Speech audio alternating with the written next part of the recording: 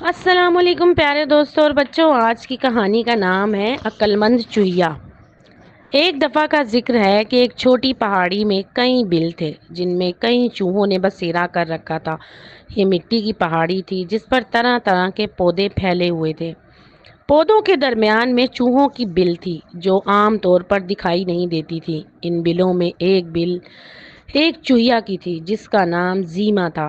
یہ بالکل اکیلی رہتی تھی، دوسرے چوہوں کی نسبت اسے عقل سے کچھ واسطہ تھا، جس کی وجہ سے اکثر چوہے اپنے مسائل لے کر اس کے پاس چلے آتے اور زیما انہیں اپنی عقل و فہم کے مطابق حل بتا دیتی۔ اس کے مشورے اکثر چوہوں کی مشکل کو دور کر دیتے، اس لیے زیما کو سب چوہے بڑی عزت کی نظر سے دیکھتے تھے۔ ایک بار یوں ہوا کہ خوب بارشیں برسیں، جس کے باعث کئی کیڑے مکوڑے اور دوسرے جانور گھبرا کر ان بلوں کی طرف آ گئے۔ چھوٹے موٹے کیڑے مکوڑے تو چوہوں کی غذا بن گئے، جبکہ بڑے کیڑوں کو انہوں نے وہاں سے بھگا ڈالا۔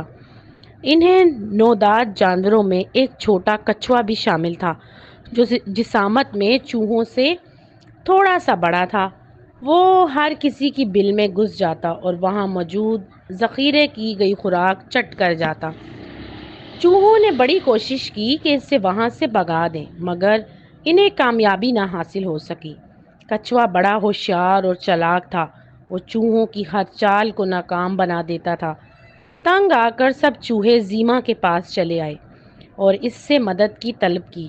زیما نے اپنی معلومات کے مطابق اس کے سامنے کچھوے کی تصویر کھینچ دی۔ زیما کچھوے کے حلیے سے باخبر ہو چکی تھی۔ زیما نے سب چوہوں کو تسلی دی کہ وہ بے فکر ہو کر اپنے اپنے گھروں کو جائیں۔ میں ایک آدھ دن میں کچھوے سے نجات پانے کے بارے میں کچھ سوچتی ہوں۔ سب چوہے زیما کی تسلی پر واپس لوٹ آئے۔ زیما کو معلوم نہیں تھا کہ کچھ دور پودوں کی آڑ میں چوہا ان کی سب باتیں سن رہا تھا۔ کچھوے نے پہلے زیما کو سبق سکھانے کا ارادہ کیا۔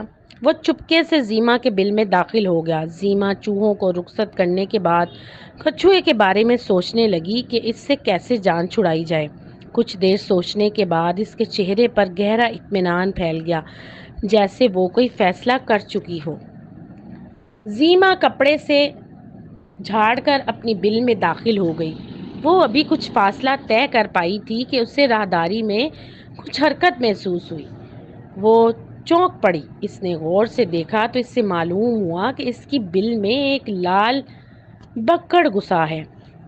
لال بھگڑ کی جرأت دیکھ کر زیما کو بڑا غصہ آیا۔ اس نے جلدی سے اپنی قمیض میں سے ایک ٹارچ نکالی اور اس کا بٹن دبا کر اسے روشن کیا۔ تیز زرد روشنی پوری راہداری پر پھیل گئی۔ لال بھگڑ روشنی سے بڑے ڈرتے تھے، اس لیے وہ اپنے قریب روشنی دیکھ کر گھبرا اٹھا۔ زیما نے ٹارچ کی تیز روشنی اس کی آنکھوں میں ڈالی تو وہ تکلیف میں تڑپ کر رہ گیا۔ وہ زمین پر الٹ کر دونوں ہاتھ اپنی آنکھوں پر رکھے روشنی سے بچنے کی ناکام کوشش کرتا رہا۔ جب تکلیف اس کی برداشت سے باہر ہو گئی تو وہ عاجزی و انکساری سے زیما کی منت سماجت کرنے لگا۔ زیما نے روشنی بند کرنے کے لیے یہ شرط رکھی کہ اگر وہ خاموشی کے ساتھ اس کی بل کے باہر نکل جائے اور آئندہ کسی بھی چوہے کی بل میں داخل نہ ہو تو اس کی جان بخش سکتی ہے۔ لال بھگڑ نے فوراً شرط مان لی اور زیما نے ٹارچ کی روشنی اس کی آنکھوں سے ہٹا لی۔ جان بچنے پر لال بھگڑ نے فوراً ہی باہر کی طرف دوڑ لگائی۔ زیما کو جب اطمینان ہو گیا کہ لال بھگڑ واقعی وہاں سے جا چکا ہے تو وہ ٹارچ کو بند کر کے اندر کی طرف چل دی۔ جوں ہی وہ اپنے کمرے میں پہنچی، اس کا سر چکرا کر رہ گیا کیونکہ وہاں عجیب سا جانور راغونی رنگ کا گاؤن پہنے زیما کی کرسی پر بیٹھا تھا۔ زیما اس کی صورت نہیں دیکھ سکتی تھی کیونکہ اس کی پیٹھ اس کی طرف تھی۔ جب وہ اس کے قریب پہنچی تو اس جانور کی گردن موڑ کر اس کی طرف دیکھا۔ اس کا خلیہ دیکھ کر زیما کو اندازہ لگانے میں دیر نہ لگی کہ وہ کچھوا ہی ہو سکتا ہے۔ کچھوے نے زیما کو دانت نکال دیے۔ زیما نے اس سے سوال جواب کرنا ضروری نہیں سمجھا۔ وہ سیدھی باورچی خانے میں چلی آئی اور اپنے فریج میں سے دو موٹے موٹے سرخ بیر نکالے۔ بیروں کو تشت میں رکھ کر وہ کچھوے کے پاس چلی آئی۔ کچھوا حیرت سے اس کی طرف دیکھنے لگا۔ زیما نے سرخ بیر کچھوے کو پیش کیے۔ کچھوے نے شکریہ ادا کیے بغیر دونوں سرخ بیر اٹھائے اور ایک ایک کر کے منہ میں ڈال لیے۔ بیروں کا گودا بڑا رسیلا اور میٹھا تھا۔ کچھوا زیما کی خدمت سے بڑا خوش ہوا۔ کچھوے کو معلوم نہیں تھا کہ بیر کے اندر گٹلی ہوتی ہے جسے چوس کر پھینک دیا جاتا ہے۔ کچھوے نے لالچ میں آ کر گٹلی نگلنے کی کوشش کی تو وہ اس کے حلق میں جا پھنسی۔ پھر کیا تھا؟ کچھوا تکلیف سے بلبلا اٹھا۔ زیما کی ترکیب کارکردگی ثابت ہوئی۔ زیما نے فوراً ہمدردی جتائی اور اس کے کمر پر ہاتھ مارنے تاکہ گٹلی نکل جائے، مگر کوئی فائدہ نہ ہوا۔ اس سے نہ تو بولا جا رہا تھا اور نہ ہی صحیح طرح سے سانس لی جا رہی تھی۔ کچھ ہی دیر بعد کچھوے کا سانس بند ہو گیا۔ ریما نے یہ دیکھا، بڑی پریشان ہوئی کہ اگر کچھوے اس کی بل میں مر گیا تو اسے کون اٹھا کر باہر لے جائے گا۔ اچانک اس کے ذہن میں ترکیب آئی۔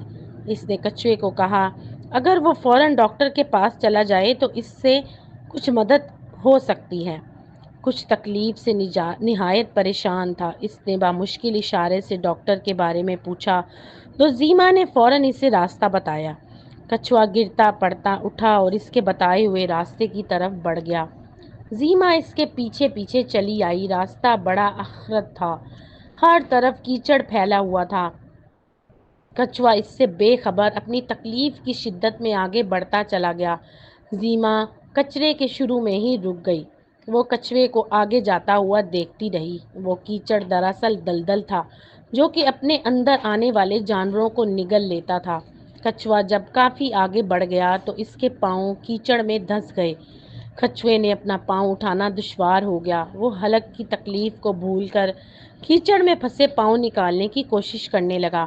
وہ جتنا اوپر کو زور مارتا دلدل اسے اتنا ہی نیچے کی طرف کھینچ لیتی۔ کچھوے کو اندازہ ہو چکا تھا کہ زیما نے اس کے ساتھ چالاکی کی ہے، اسے کیچڑ والی دلدل میں اتارنے دیا ہے۔ اگر وہ کیا کر سکتا تھا؟ ایک طرف سرخ بیر کی گٹلی حلق میں پھنسی ہوئی اذیت پہنچا رہی تھی تو دوسری طرف دلدل آہستہ آہستہ اس کے جسم کو نگلتا جا رہا تھا۔ زیما خاموشی سے کچھوے کو دلدل میں ڈوبتا ہوا دیکھتی رہی۔ جب کچھوا دلدل میں بالکل غائب ہو گیا تو اس نے شکر ادا کیا اور واپس گھر لوٹ آئی۔ کچھوے سے سب کی جان چھوٹ گئی۔ برسات کا موسم بھی ختم ہو چکا تھا۔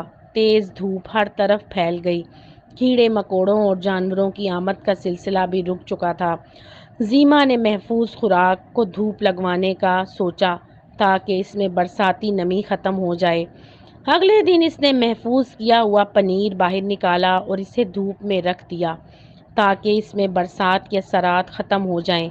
پنیر کی خوشبو جب فضا میں پھیلی تو تتلیوں نے اس کی راہ لے لی۔ وہ پنیر پر بیٹھ کر اس کا رس چوس کر اڑتی جاتی۔ زیما یہ تماشا دیکھ کر خوش ہوتی رہتی۔ پنیر کا رس ہی برساتی نمی تھی جس کا نکل جانا ضروری تھا۔ تیز دھوپ کے موسم کے آغاز پر چوہوں کو کسی کا خوف باقی نہ رہا اور کچھوا بھی اپنے انجام کو پہنچ چکا تھا۔ زیما نے سب چوہوں کو گھر میں بلا کر ان کی دعوت کی اور انہیں ہنس ہنس کر بتایا کہ اس نے کیا ترکیب لڑائی کہ کچھوا خود بخود اپنے پیروں سے چل کر دلدل میں جا پہنچا اور پھر بے بسی کے عالم میں دلدل میں ڈوب کر ہلاک ہو گیا۔